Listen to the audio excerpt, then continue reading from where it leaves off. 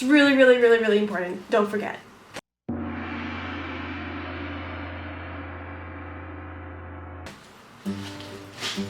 Hey there guys, this is Sarah from SarahsSeoulSearch coming to you from my dorm room in Harbin, China.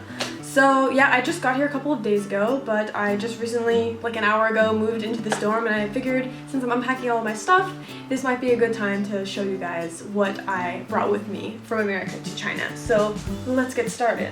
First things first, I brought pretty much everything and packed it in groups in these little Ziploc bags. It just makes everything easier to find once you arrive in country, and it also prevents spills. So if you have anything with like little liquid inside of it, in case it gets thrown around in your bag while you're on the plane or something and it explodes, it'll just explode all over some plastic and it won't get all of your stuff. So I highly recommend doing this if you're going to be packing a whole bunch of stuff. Anyway, first thing that I packed is a whole bunch of deodorant. I don't know about y'all, but when I sweat, I do not smell good, and I'd rather that not be a bunch of Chinese people's first impression of me as an American, is that I smell. For some reason, in a lot of parts of Northeast Asia, people have this gene where their sweat just doesn't stink, it just doesn't smell. I really wish that I was a recipient of this gene, but unfortunately, my family hails from southern Italy and France, and when I exert myself, I have a certain odor, shall we say. So I brought with me,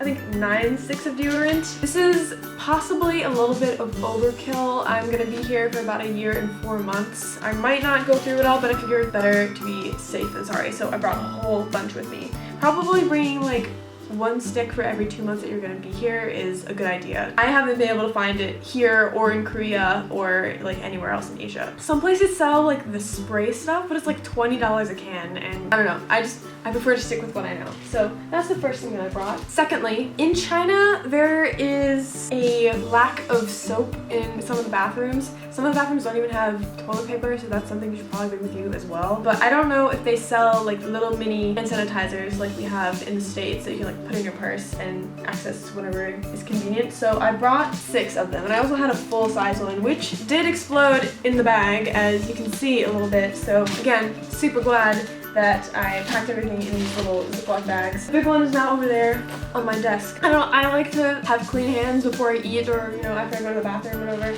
So with this in tow, I will never have to worry about whether or not I'm gonna have clean hands or not while I'm in China. So that's pretty good. Another thing that I decided to bring a lot of is American medications. Chinese medicine, I'm sure, can do absolute wonders, and you know, it's a great thing, but when I'm not feeling great, when my stomach hurts, when I have a headache, when I'm not sleeping well, I want to be able to take something that I know will have a certain effect on me. This time around, I made sure to bring a whole bunch of ibuprofen. I think there's like 300 tablets or something in there. Advil, I have vitamin C, nasal spray, I don't know if they have that here, NyQuil tablets, allergy medication, you know, just in case I feel ill. And you know, maybe I did bring a little bit extra, but you know, if someone like you were to come here and you didn't have any, I would probably have a whole bunch extra. So I feel like that's good. I also brought a whole bunch of American cooking ingredients like Rika and Old Bay and the McCormick pepper grinders. I don't know, I love those things. I don't know if they have them here.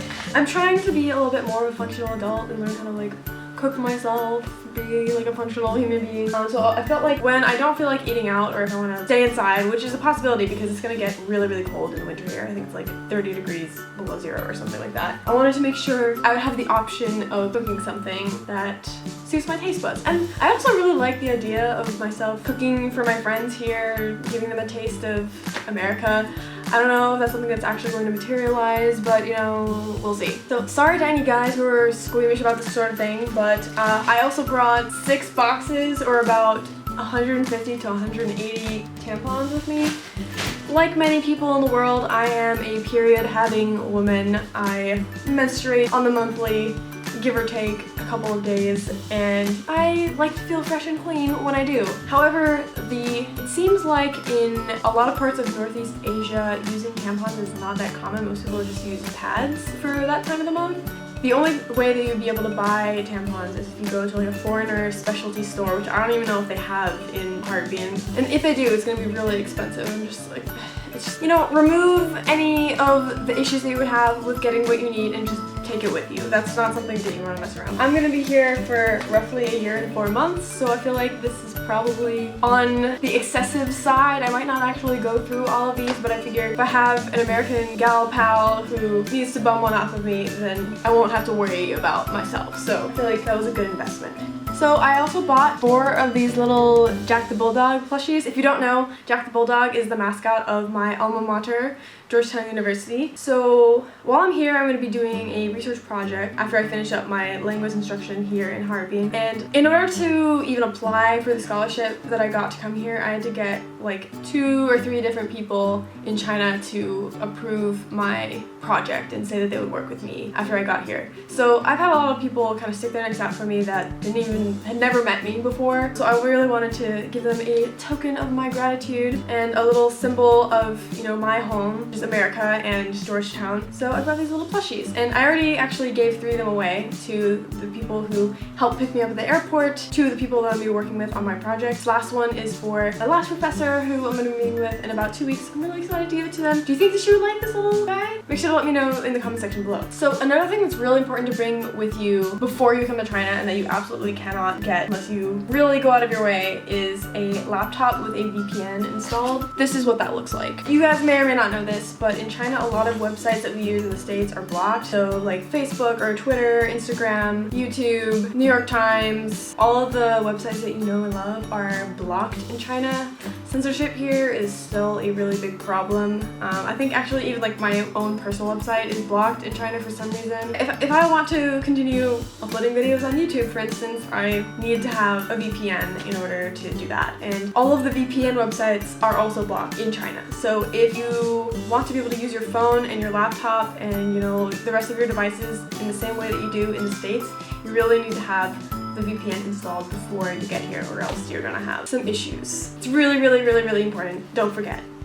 Another kind of random thing that I brought with me. So like I said, it gets to be really, really cold here in the winter. So I brought with me some black tights. So I can wear these over like fleece lined leggings or something during the winter when it's cold and I still feel like looking like I have my shit together, basically. When I can, I really like wearing, you know, dresses and stuff, but in the winter, that's definitely something that becomes a little bit harder, especially with the winter that is as harsh as it is. So I brought 2 pairs of these Assets high-waist shaping tights. I've been using these for years. I still have a pair that I bought when I went to Korea the very first time. You can wash them, they last for a really, really long time. I definitely recommend these. Speaking of really cold weather, I also brought with me about 4 little EOS chapstick eggs. It gets really windy and cold, and having chapped, dry, cracked, bleeding lips is the absolute worst, and it's just gonna make speaking Chinese all the time that much harder. So I figured, even though they probably have something like this in China, I really like this particular brand. So I wanted to make sure that I brought enough with me to tide me over, at least until I could find a suitable replacement in China. Last but not least, I feel like it's really important to bring an item or 2 that makes you feel a little bit like you're at home. So my sister is an aspiring photographer, and she took this picture while she was visiting my school on a film camera. She developed it just for me, so I wanted to make sure that I brought with me, and it would be the first thing that I stick on my wall. Every time that I look at it, I feel like, oh, like there's someone out there who cares about me, even if I don't know all that many people here. So think about it. Is there anything that you have in your life, whether it be a certain kind of shampoo, or your favorite blanket, or a DVD that you really like that you absolutely could not live without if you were moving abroad? Make sure to let me know in the comment section below. If you want even more updates about my life here in China as I continue my journey to become Korea expert here in Northeast Asia, make sure to follow me on Instagram at SarahsSeoulSearch. You can also check out my blog at sarahemac.com. I've been updating it actually pretty regularly, every 2 days. I think I have like 7 posts up already. And if you haven't already, make sure to subscribe and make sure that you hit that notification button so that you will know every time when I post a video. Alright, thank you guys so much for watching.